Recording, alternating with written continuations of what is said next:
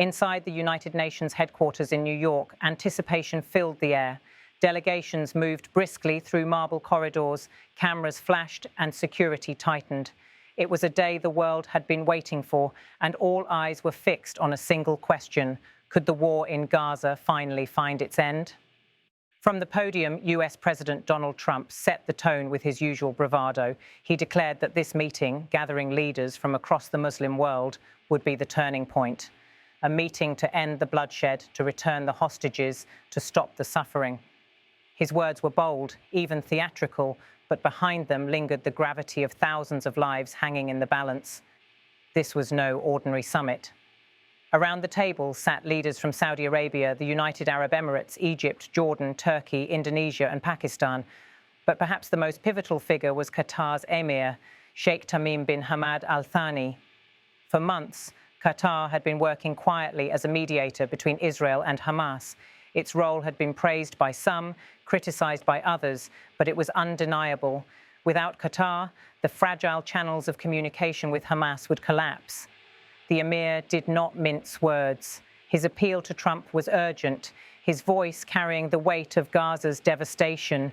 He said the only reason they had gathered was to stop the war, to bring hostages back, to ease the unbearable suffering of ordinary people.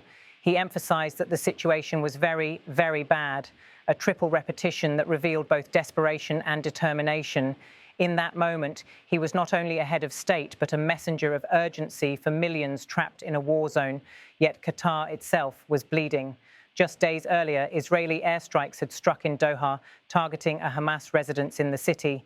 The attack shocked the world. For many, it was unimaginable. Israel striking inside the borders of a country actively working to mediate peace. Sheikh Tamim condemned the strike as an aggression, not just against his sovereignty, but against the very idea of diplomacy. He called it state terrorism, a violation of international law, and a dangerous precedent that could make every mediator in future conflicts a target. The Emir's words struck a chord in the Assembly Hall. The image of a small state, caught between its peacemaking role and the fury of regional violence, captured the paradox of modern diplomacy. Qatar had been hosting representatives of Hamas, maintaining open lines for negotiation. That role, controversial in itself, now came under fire, literally. The Emir argued that Israel was not merely pursuing militants, but punishing a mediator, undermining any chance of peace. Then came his most damning accusation, that Israel was abandoning the idea of releasing the hostages. According to Sheikh Tamim, the real goal of Prime Minister Benjamin Netanyahu's government was to render Gaza uninhabitable, to destroy homes, hospitals, schools, and infrastructure until life itself became impossible. He described it as an attempt to erase the necessities of human existence and force the population into exile. As his words echoed through the chamber, images of Gaza told the story in silence, smoke rising from bombed-out neighborhoods, families carrying what little they could as they fled south, children standing in line for scarce medical aid. These were not just statistics in a report. They were human beings caught in the crossfire of geopolitics. The stakes could not be clearer. Qatar was not only advocating for Gaza, it was defending the legitimacy of diplomacy itself. Without mediators, wars spiral endlessly. Without dialogue, hostages vanish into forgotten tunnels. Sheikh Tamim's plea underscored that peace could not be bombed into existence. It had to be negotiated with the help of those willing to take risks for it. For President Trump, the meeting was more than a diplomatic necessity. It was an opportunity. Throughout his political career, he had cast himself as the ultimate deal-maker. The Gaza conflict, in his view, was a stage to prove that claim on the world's most difficult file. Ending the war would cement his legacy as the American president who tamed the Middle East's fiercest fire. But optimism clashed with reality. Arab leaders came to New York not only with hopes, but also with doubts.